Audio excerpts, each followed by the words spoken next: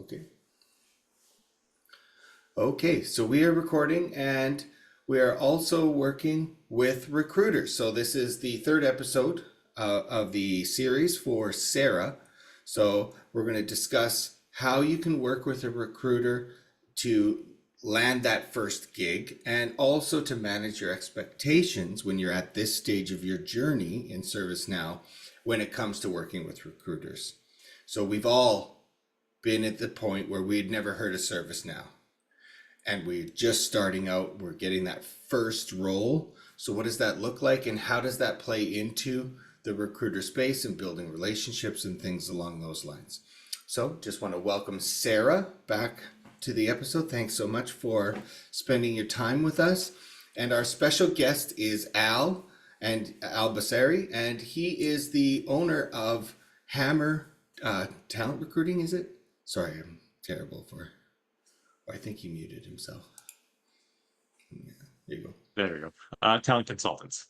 Hammehr Talent Consultants, and we'll be sharing his website later in the episode as well, so you can check that out. It's a beautiful site and makes me super jealous. And now I need to know who your web designer was, so maybe they can look at mine. I actually made that myself, so I really that was my first website I created. So Wow, thank you. Oh, there we go. We good for got you. some lights back. So Oh, good. hopefully it'll be a smoother connection from here on. Yeah. Okay. Great. Okay. So let's kind of set the tone first a bit, and so we're going to basically look through the podcast purpose, and it's a little different for Azim versus Sarah. So we have another guest and focal point for the other episodes, and that person's trying to move from admin to developer. So they're already in the ecosystem. They already have real world client experience and that kind of changes things a bit. So that's why we have different focal points. But we know there's a lot of people out there that are in Sarah's position. I love ServiceNow. I'm new to it. I want to start working with it and I want to start getting paid for that work. And how we can leverage working with recruiters to get to that next step. And also we're going to share some of the what it's like, the world of recruiting and how it relates specifically to ServiceNow and not just ServiceNow. And then we'll have some closing remarks and we'll talk about Al's great website. Okay, so I'm gonna go ahead and stop sharing. Okay, so let's start talking then with Sarah. So if you can just recap a bit of your experience for Al and for those of us who are live with the Zoom call and also those of us who are watching the recording later. Oh, sorry, Sarah, I think you're muted. Yeah, you can just leave yourself unmuted or I can ask you to unmute all the time. Go ahead. Last year, May, I received my CSA. I had been working on getting that for about a year, and I started reaching out to VPs of companies, talking with them, kind of getting my expectations. I had a few interviews, but it was just a matter last year, midsummer. A lot of people weren't hiring. And if they did, they hired earlier in the year for entry level CSAs. And back in October, I got the job of doing the next gen instructor and working and teaching the next gen cohort of about 35 students. And I've been looking for a job ever since. Okay, but And you're that's currently been, working with outside of the IT industry. Is that yes. yeah, that's right. Okay. All right. So Al, if you want to give us a bit of a rundown on your company, what you do, and how you do it. For sure. Uh, First off, I apologize, Sarah. Everything you just said froze on my side, so I'm Oh, connected okay. back up back in again. But that should be good from this point on. But if I ask Sure. any questions that you've already answered, apologies in That's okay. Yeah, let's just do advance. a brief recap on that one then, so that we're Yeah. all level set. And this happens all the Sure, time, thank you. so it's good to know, the etiquette in the meetings that I'm a part of, and also the ones that I run. If this happens, and it does happen a lot, is to showcase patience and simply recap at a higher level what was said. So Sarah went through and basically said in May she got her CSA of last year, and she kind of, the hiring cycle had happened earlier in the year, and then she was applying for roles in the summer, but the hiring cycle, like I said, had happened earlier.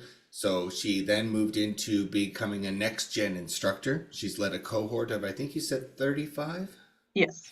35 students. So that further exposed her into different parts of ServiceNow and also moved her into a teaching type of role. And she's actively pursuing her first ServiceNow gig or her first ServiceNow role. So, thank you. Okay. So yeah, my background for how we got to Hammehr Talent Consultants is way back when, about 8 years ago or so. I was just part of a recruitment agency myself. I was a recruiter working in all things tech, mainly in Calgary, but roles across Canada. Uh, then comes 2021, and I decided to uh, try my luck at in-house recruitment, specifically with a ServiceNow partner, Solver Solutions. And there was a big need for bringing in as many ServiceNow people as we could. The joke was, if you could spell ServiceNow, we want to hire you, essentially. Uh, Over a period of a year and a half, we ended up hiring about 70 ServiceNow consultants, and it led to the acquisition with Accenture. And after a year with Accenture, my colleague and I had a conversation of, would really enjoyed what we did at Solver, helping this company build out. Can we do this with multiple clients? And maybe let's start our own agency. So we came up with Hammehr Talent Consultants. Hammehr is, you would think it's named after the tool. It's actually my parents' names put together. It's Hamid and Mehnush. Uh, Whole reason with that is because my dad's more the academic, Mr. Two PhDs type of person. So it was the evidence-based side and logic side of Hammehr. And then my mom, being a tenacious, very business-minded, always open to new experiences, that was the other side of Hammehr as well. So that it encapsulated what we wanted to be very nicely. So from there, we started recruiting for all things IT. We announced our go live as of late 2023. It's been a fantastic experience. We're working with some ServiceNow clients as well, but really helping all things tech related across Canada. I can't believe I have to say this, but yeah, I guess from our conversation with Azim just an hour ago, we don't make candidates put fake notes in the resume, so I guess that's a plus now. Yeah, that is. Yeah. And yeah, we'll cover that in a bit more detail coming up. So that was a great introduction, and I really love how you came up with the name. That's nice. Thank you. Yeah, Yeah, Lawrence is the co-founder as well. He was kind enough to yeah. let me name it. Yeah. Oh, well, that's sweet. Nice. So moving into how to kind of stand out. So we know that the typical recruiting journey starts almost at the kind of the next step beyond where Sarah's currently at. And this isn't to say, oh, somebody's bad. We were all there. I had never heard of ServiceNow, and kind of got pulled into a project at the company I was working on, and started doing a service catalog implementation. And then after that, I went to a different customer a different ServiceNow customer as a ServiceNow developer with no certifications. And that's how I got into it. And like you said, Al, there was a good 2-3 year place. If you knew that the S and the N were capitalized in ServiceNow, you literally got hired. Sarah, Yeah. I wish for you that those days were today. But now we've got many more people in the IT industry moves very quickly. So, I kind of caught the wave at the right time. I was very fortunate on that side of things. Oh, I see you got the camera going. Great. Yeah, looks So, like it's working. let's open with like how you would at Sarah's spot. How would I stand out? And maybe there is a recruiter out there that would be open to helping that first placement. How would Sarah stand out at that piece and start that Absolutely. conversation? So, Sarah, in your case, you're up against a lot. Obviously, for someone that's wanting to go into their first ServiceNow role, that's where the biggest amount of candidates are going to be. That's a lot of candidates are hearing about ServiceNow. They want to get in there. So you're up against a lot of people. your current role, security coordinator, it might not scream ServiceNow functions to a lot of recruiters. So that's also in a way working against you, and we'll talk about how you can maybe combat that as well. Uh, and also the last thing is recruitment agencies. Obviously, they get uh, a fair bit of fees from their clients to place for these roles. So the clients want to make sure the fees they're paying are worth the investment. So typically, if it's a more junior level role, they would hire for that themselves. It's rare for more junior roles to come to a recruitment agency. Every now and then it does. It could be they're just the client is just beyond capacity or need some sort of help. So it's not impossible, but it's just more rare than coming in for more senior level roles. So those are some of the areas that you might be struggling with, and that's where uh, that relationship building is really going to come into effect. Relationship building either directly with a recruiter, but also uh, uh, span out, go towards the rest of your network. And I did take a look at your LinkedIn and just your involvement in the community. Looks like you're doing that. So for you, I truly believe it's just a matter of time, because it seems like you're doing all the right things. I'll try and add some more little details here and there, but I saw you have a really good presence already with the Nashville meetup group with ServiceNow. Those are great. Those are the things you need to be doing, putting yourself out there, expanding your network so then they can work for you. They can go and do introductions to recruiters, to hiring managers, and again, working on your personal branding as well.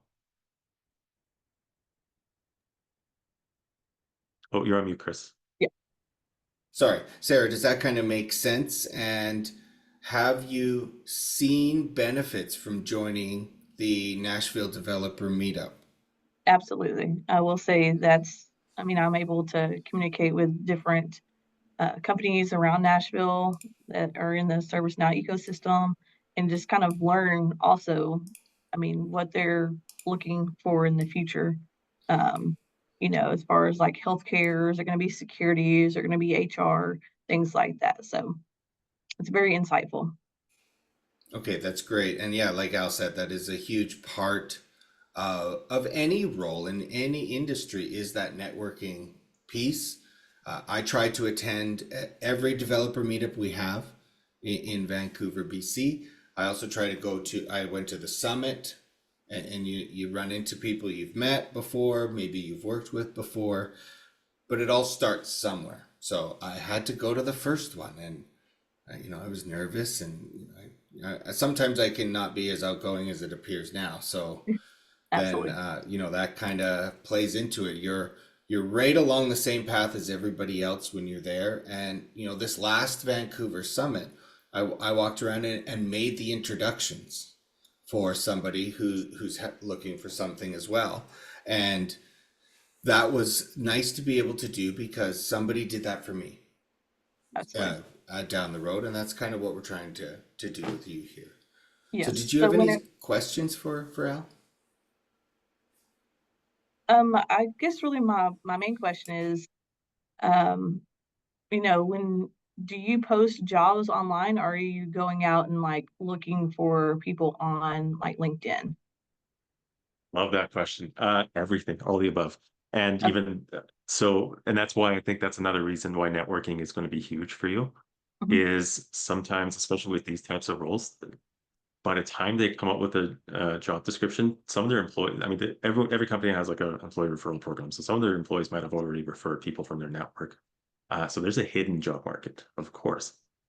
So if you can get somebody to refer you to a recruiter or to a hiring manager, that gives you access to that hidden job market as well. Sometimes, yeah, we do the job postings, but my function also as a recruiter is to do headhunting as well. So yeah, we definitely go out there, look at people's LinkedIn accounts. I think Robert from the last episode was saying like everything you've done on your resume now, put it on your LinkedIn. Perfect Absolutely. advice. Yeah, really make that profile unique to you because that will stand out to a recruiter. Absolutely. Yeah, whenever I was teaching the cohort, one of the main things was to add people. So with like it was a big thing for going there and add people now on your LinkedIn, but also I think networking on LinkedIn is great, but being face to face and building those relationships, that's going to get you a job sooner than it would, liking someone's post on LinkedIn. Totally. Definitely. Yeah. Go ahead. Go ahead. There is a bit of a strategy to do the online stuff because ServiceNow being SaaS based, you're not limited to your local area. You can branch out. You can work for a company that's in Washington or wherever, right? Uh, so you can put a strategy of like, okay, what do I do that I'm constantly in front of someone's face that I'm not, in their vicinity? And that's when you start liking, start commenting, and you can build that online relationship as well. Yeah, that's definitely worth doing for sure. I would even put like KPIs on it. This week, I'm going to like 3 comments and post 2 comments of my own, just so there's that continual presence. Oh, I Absolutely. love it. Measuring your own, social media posts and things like that. That's a great idea. Mhm. And just to touch base on the remote aspect, yes, this can be a fully remote industry, and I'm kind of living proof of that. I'm 100% remote, and some of my clients don't even have an office in the city I live in. Other ones are way across the country. Some are in multiple countries. So it is possible. You don't have to look and say, oh, okay, it's not Nashville, then I Right. can't apply. We can definitely broaden our Absolutely. horizons that way, and I know you're already doing that, which is great. Exactly. And then just going back to Chris, your point, when you first start networking in person, yeah, it can be awkward, intimidating, and all that stuff. So I always tell candidates like treat it like going to the gym. You're not going to lift 50 pounds right off the bat. Just show up. Don't be hurting yourself. The first few months overall, even if you're there, if you just pay attention to what the event's about, if there's any like panel conversations or anything, just be there for that. Eventually you're going to be standing next to someone and you're going to lean over and be like, man, if I hear about ServiceNow AI one more time, kind of thing, you're going to share a laugh. And then the conversation is just going to start flowing. So it is something that just naturally starts to build up as well. In order to toe the line, though, everybody that has ServiceNow should be using Gen AI and Now Assist. We have to. There's no Kool-Aid in this, but Right. okay, that's great to say. And yes, that networking in person thing, I always find that kind of intimidating even now. But I would go and see, somebody's give a presentation, and then I would just go up afterwards and introduce myself and say, I really enjoyed it or things like that. So there's easy ways to start a conversation without going, I need a job.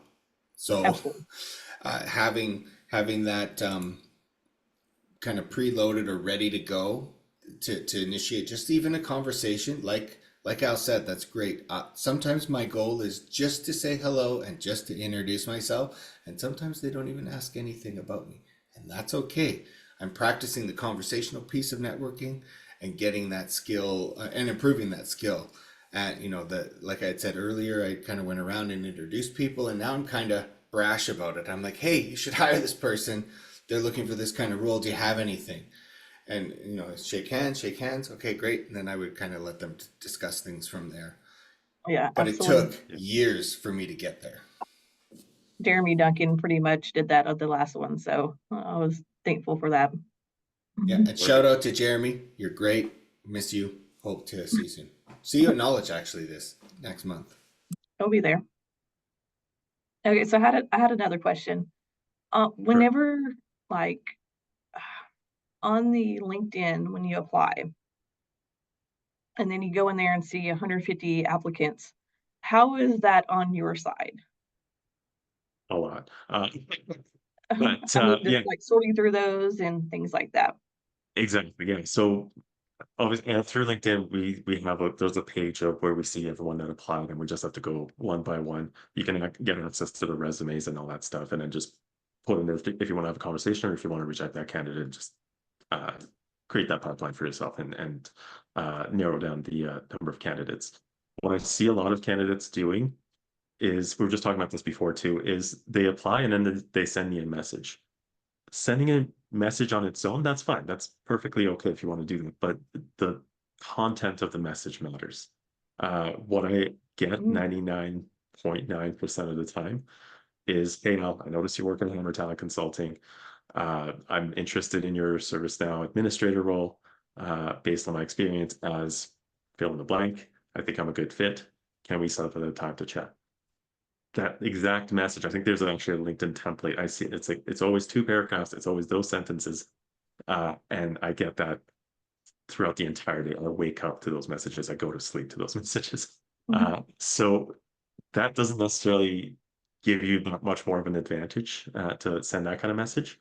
So what you can do if you want to send something, and especially in your case, this goes back to when I mentioned the security coordinator role might not scream ServiceNow administrator.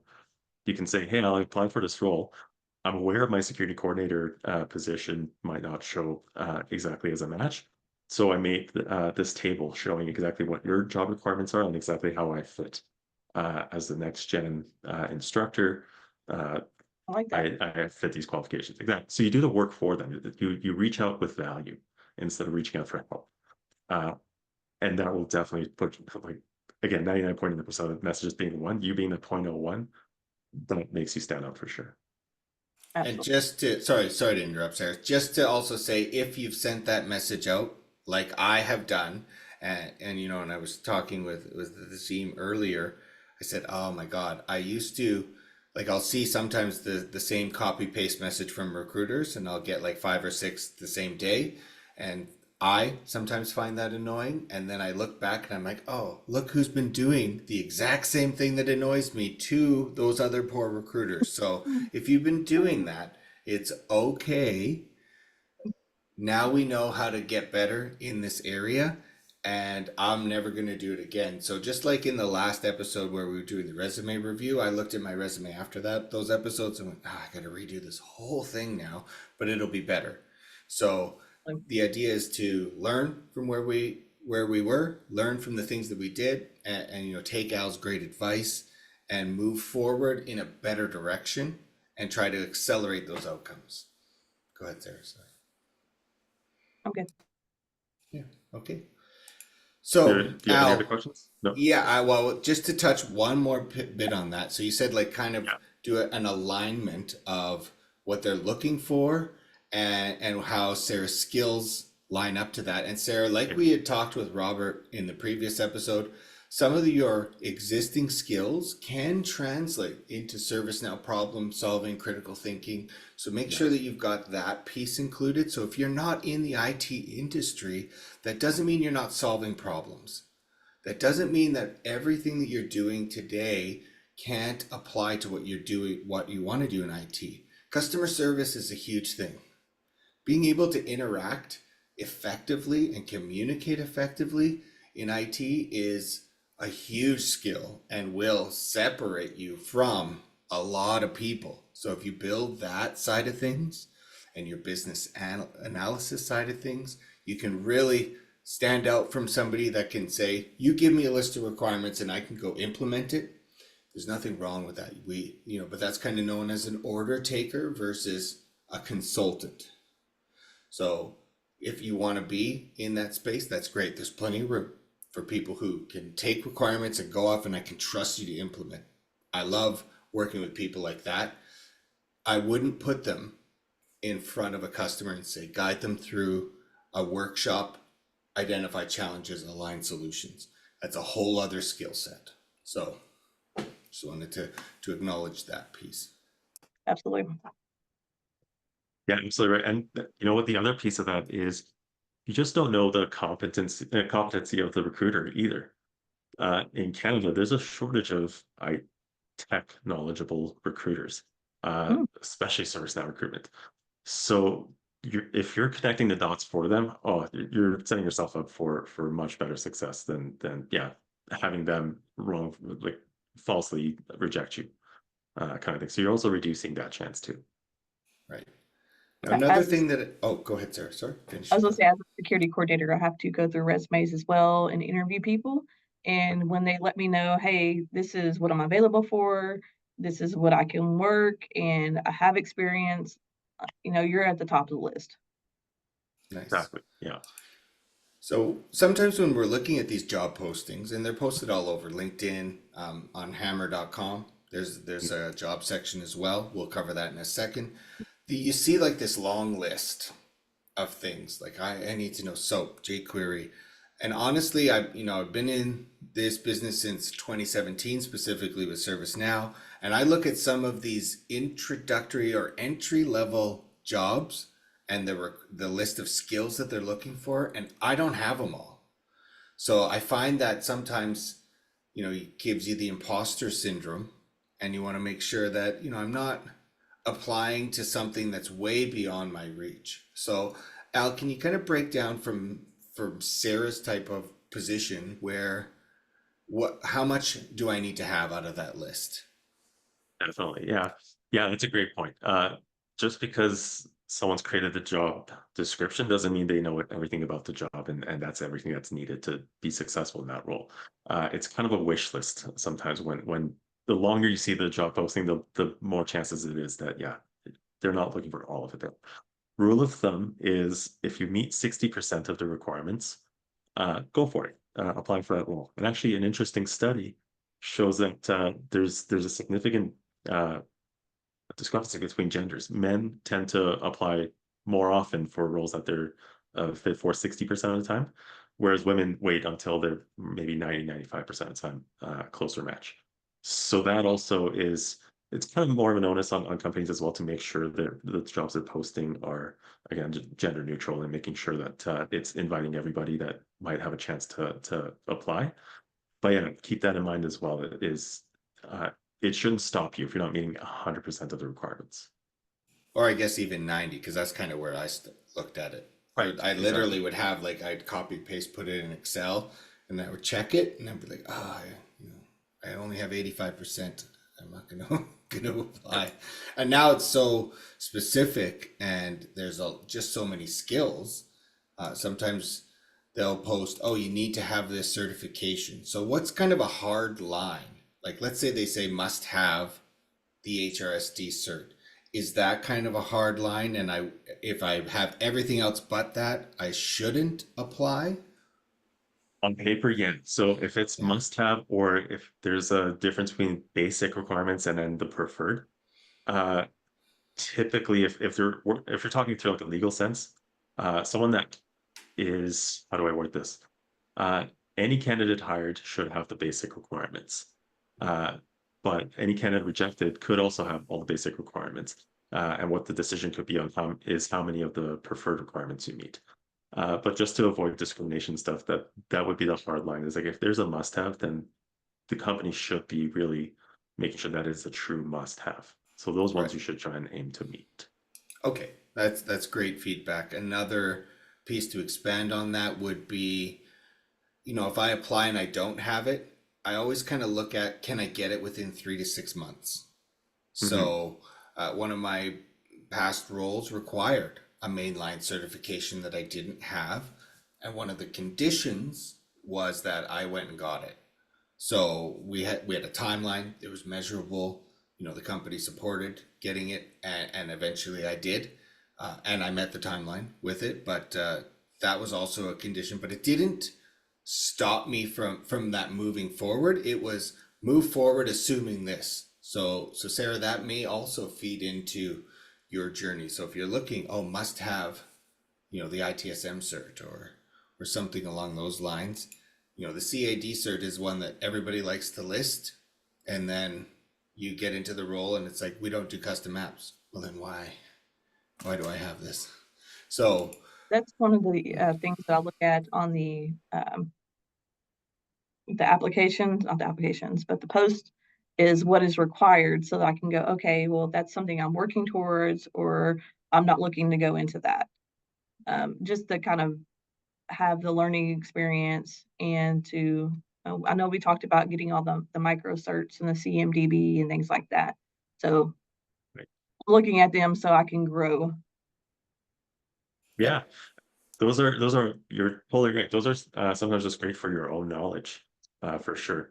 Uh, Someone that has all the certifications, it could be good, but yeah, there's been plenty of candidates that have so many certifications and they still weren't a fit for the role. And there are candidates that have no certifications and they were fantastic because of their mindset. So it's not a deal maker or breaker for the most part. There are some roles, like Chris said, that will require certain certifications, especially on the ServiceNow partner side.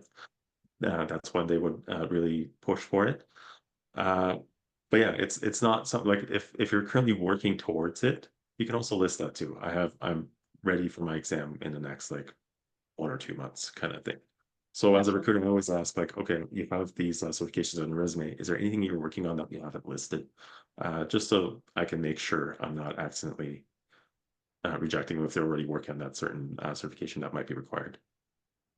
Oh, that's Yes. great. So you're kind of saying, let's put some of the stuff that we're currently working on or working towards and Mhm. include that so that people can see, oh, maybe we don't have CMDB or ITSM right now, but she's already on the track to get that.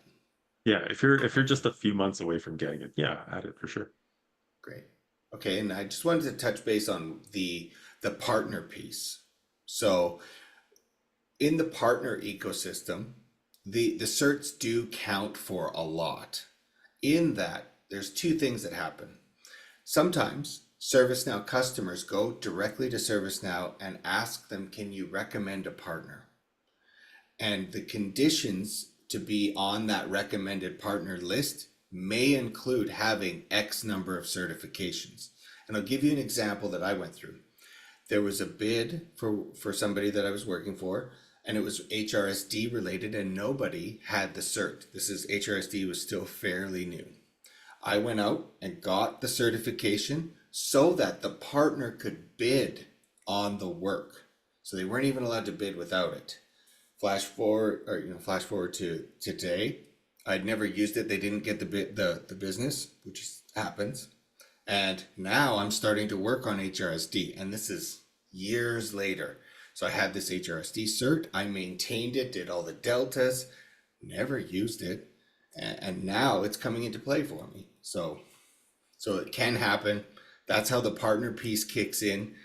In addition to that, there's partner status, elite, global elite, and a bunch of the hierarchy. That the certifications also play a part in that. So when you're seeing a partner say, we need to have this certification, just know that the value they get from it is beyond your knowledge in the certification area. And once you have that cert, that kind of gives you the language level set. And then you have to use the cert and apply it in the real world or in your PDI to have implementation experience. And when you have the cert and the implementation experience, that's kind of when you become unstoppable. Absolutely.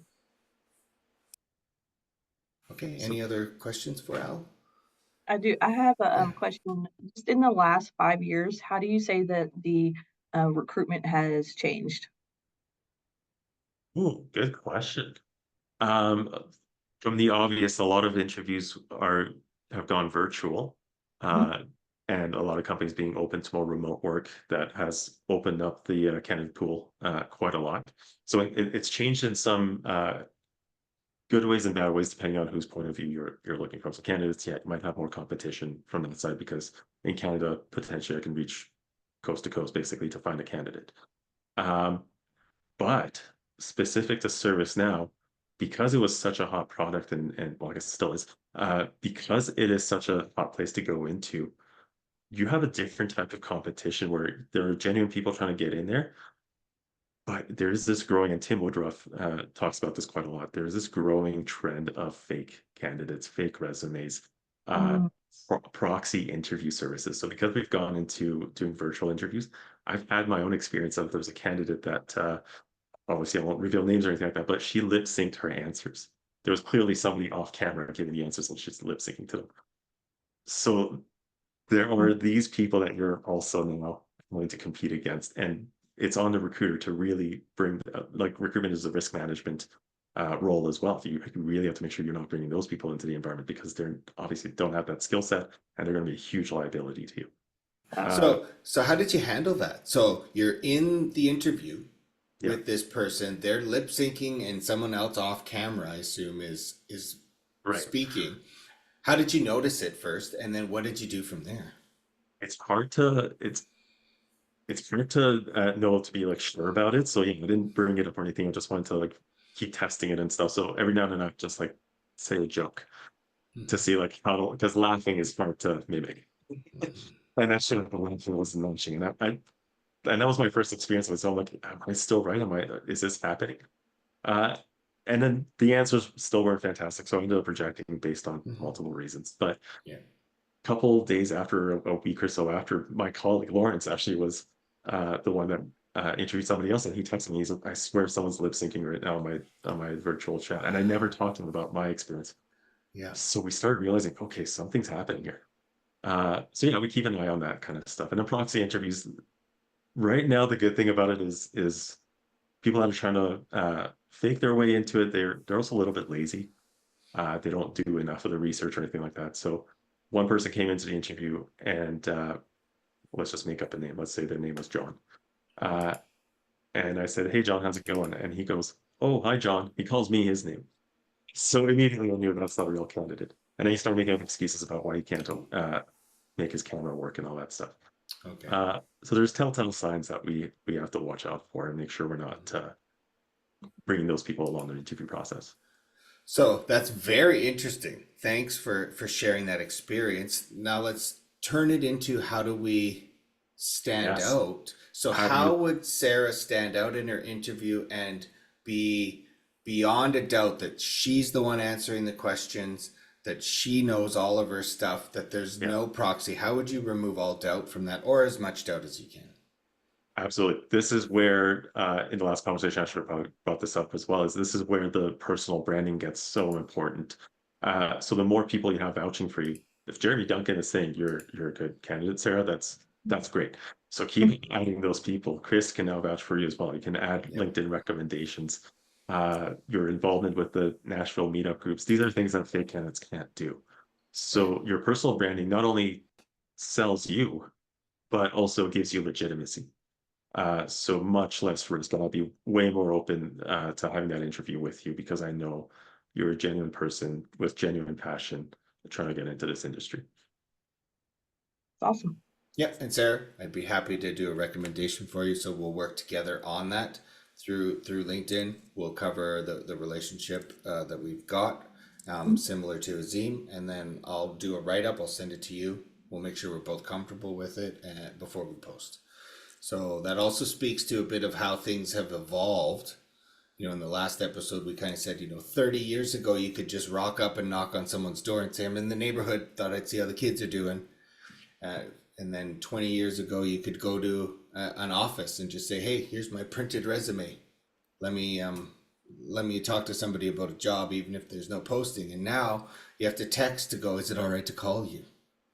And you have Yes. to reach out and have that personalized experience. You can't just copy paste like we used to 6 7 years ago, and me as recent as this year. But I promise I won't do it again. So the market is evolving, and how it's being executed and how you navigate is also evolving. So Al, as of April 5th, now I got the date correct this time. How would you stand out and start that introduction and start building that relationship, not with a recruiter, and then maybe also directly with the company? Exactly. Yeah. So I'll say this is the most important thing. Chris is absolutely right. It keeps evolving how you can make yourself stand out. The second the overall population finds out, oh, this is the way to do it, the value of that way stands out. There was a time that the generic messaging would have worked because not a lot of people are doing it. So it's just like, oh, this person is taking initiative to message me, the recruiter, for this job. But now I'm getting 50 plus of these messages. There's no value in it anymore. So it's more of a mindset.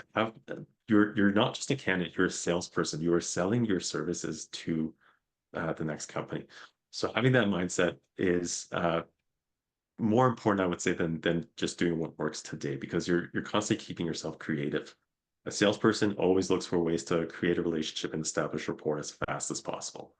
Uh, a salesperson is going to creating kind of trying to study ways and find ways that they can create engagement as fast as possible, and by doing and you do that by uh, seeing it from your prospect's point of view. Now your prospect would be the hiring manager or the recruiter, and seeing what do they value. So what can I give them that they would actually value, instead of reaching out saying, hey, I'm looking for a job.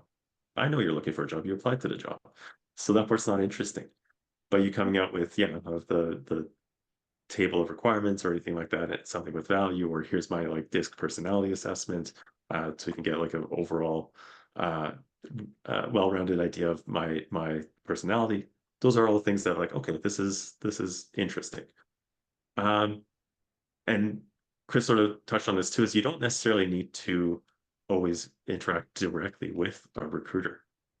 Uh, the way companies are built, the second they realize there's an empty chair, they're losing money because they're losing money in the productivity they're not gaining from that empty chair. They're losing money from the rest of the team trying to make up for that uh, uh, uh, loss in the team, and working, overtime and all that stuff. So the quality of production could start going down, morale could start going down, and they're losing money in the resources they need to spend to fill this chair. So they're motivated to fill the role quickly, and they're motivated to fill the role in the least risky way. So with that, the natural prioritization comes to, first they'll look at who they can hire internally, just do promotions, because that's going to also speak well to their culture, to their employees, that we're going to help with their career development. The next step is the employee referrals. We know you guys are doing great. You've succeeded in our environment. What does your network look like? Do you know somebody else that might enjoy working with us? So they're going to use that as well. And then after that comes the external job postings and going to recruitment agencies and all that stuff. So your best bet is that relationship approach, either working directly with your manager, letting your feelings known that you want to grow more in the ServiceNow direction. Is there any projects I can take on? Is there any lunch and learns I could do? Is there anything I can share to establish myself as this go-to ServiceNow person in my current role?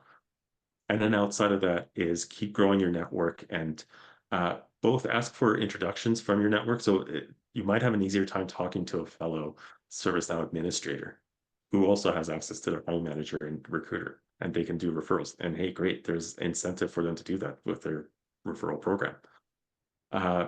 So build it out that way. Create maybe even a target list of companies for yourself. So you're constantly following these companies, and one of the easiest things you could do is just go onto LinkedIn, do a search for people, whoever is currently a ServiceNow administrator. I know your preference is to maybe join a ServiceNow partner, but at this point, I wouldn't restrict just ServiceNow customers either, because they're going to have a lot of administration needs as well. So whoever's currently a ServiceNow administrator by title, look at what company they work at. Great, this is a company that has ServiceNow in their environment. Now you can follow this company, follow their latest news, latest updates, anything like that, and be in the know for when an opportunity comes up.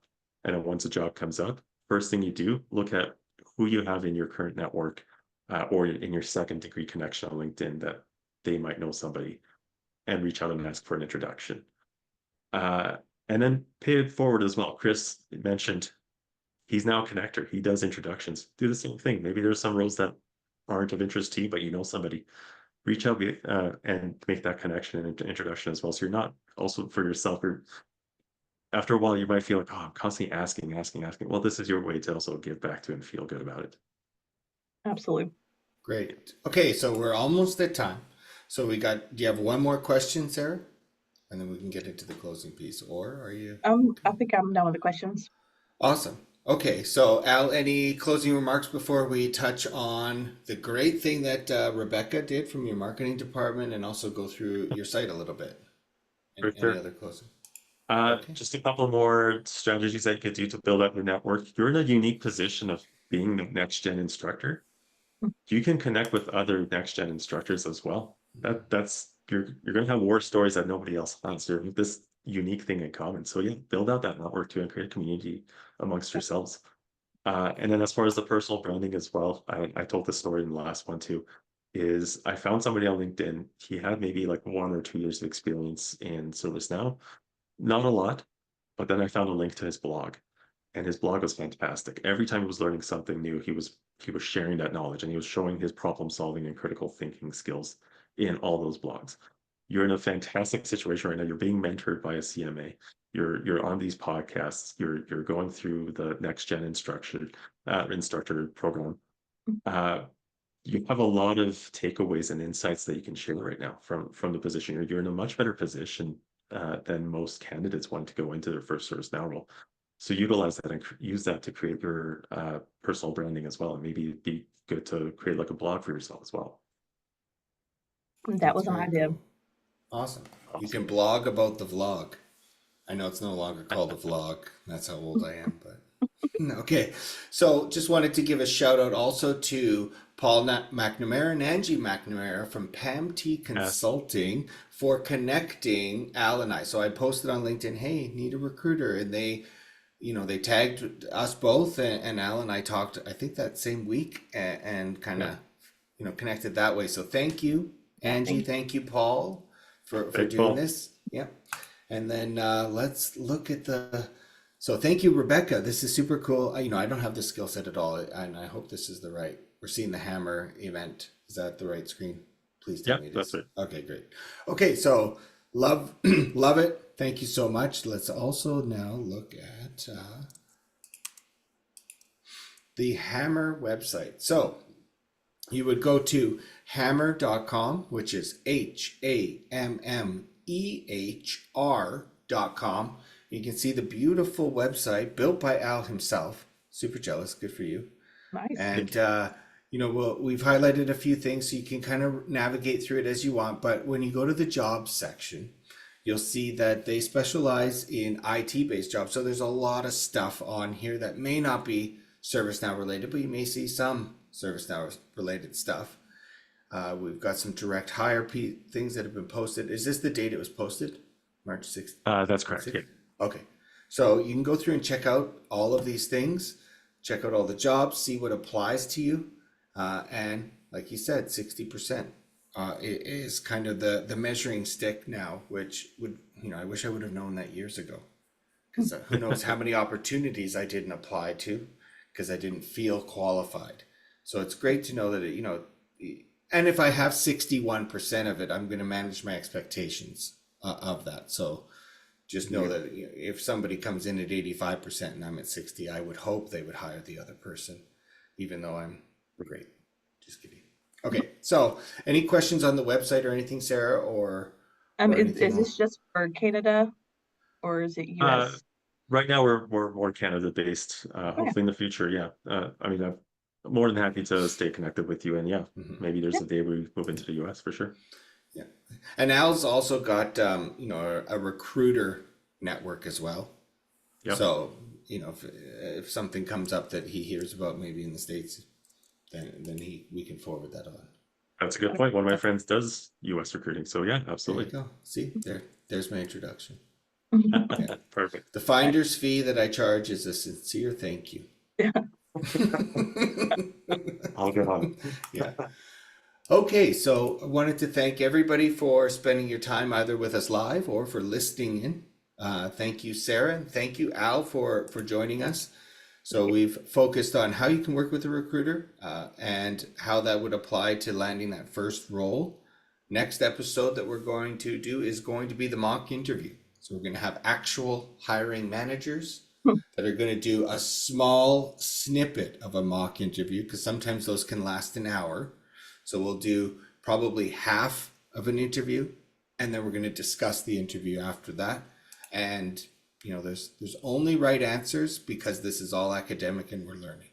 So Absolutely. thank you both. Any other closing comments? Go hire Hammehr and go to Pam T.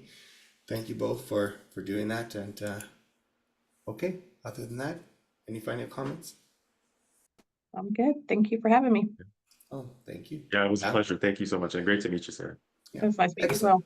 Okay, thank you all for spending time with us today, and we will be in touch for the next episode. Thanks a lot. Have a great day. All right, you too. Thank you. Bye-bye.